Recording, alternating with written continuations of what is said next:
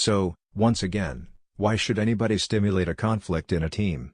Research and practice show that teams that are totally devoid of conflict, teams that are particularly cohesive and friendly, tend to perform worse than those teams that are mildly conflicted. This is because cohesive groups tend to be apathetic and low on energy. Moreover, this is also due to the phenomenon that is known as groupthink.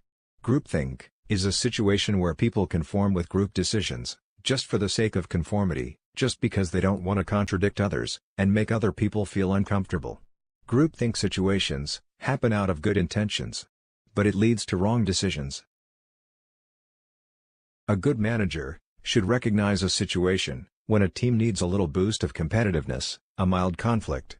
Once such situation is recognized, a manager can do several things to stimulate a mild conflict. First tactics that he or she can use is to introduce a new blood to the team. For example, a manager can introduce a new person to a team. Such person could be an outsider, a person new to the company, or a person from another department, another office. If this person brings new ways of doing things, if this person is good in his job, then such new blood will be particularly effective in stimulating a healthy conflict. A manager can challenge existing methods of work, introduce new ideas, and thereby force team members to give up their habits. When team members are obliged to learn new things together, they are likely to run into discussion and contestation of different ways of doing these new things. For example, you can change a project management approach from linear to more agile. Or, you could ask your team members to do more reporting, or to defend their project deliverables in front of an audience. One more approach. This one is a little bit manipulative, therefore, it should be used with caution. A manager can stimulate a conflict by changing team members' roles and responsibilities.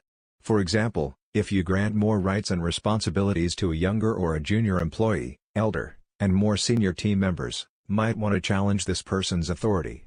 This might lead to more contestation of ideas, more competitive behavior, which is what you want.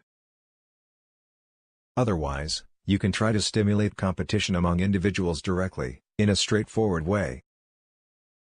For instance, even if a team is working on a single project, and the project objective and responsibility for the outcome are shared, you can still introduce a system of incentives for this team, based on individual rewards. Bonuses, promotion and pay raise, more flexibility, and so on, for the best performers. If as a team manager, you don't have means to provide tangible rewards, you can always rely on symbolic rewards, such as recognition, a status of the best team player, a symbolic trophy, or even a few nice words about a person in front of other people could work. Finally, you could use some elements of gamification. Gamification is when we use principles of games in non-game contexts. For example, in video games, players play for points. A small achievement can bring a point to a player. A bigger achievement brings a few more points. Later, players can exchange these points for something important to them, such as artifacts. Same principles are used in team management, as well as in learning and development. This approach is proven to increase engagement. One more tactics, which is in fact an approach that should be taken for granted, should be used in organizations by default. This tactics is to create an atmosphere that stimulates open discussion, and makes people feel secure to express disagreement, to dissent, no matter what is the position of the other person. Moreover, to dissent, that is, to disagree, should be made an obligation. Whenever a team player has a counter-argument, or he or she knows that some of his colleagues is wrong, this person should be obliged to dissent. This principle, called obligation to dissent, is practiced in many highly competitive organizations, such as McKinsey, BCG and Bain. So, now you know how to manage a lack of conflict, how to introduce a little competitiveness in a team atmosphere. After this video, you will answer a few quiz questions. After that, proceed to the next video, on conflict resolution techniques. Talk to you later. Bye.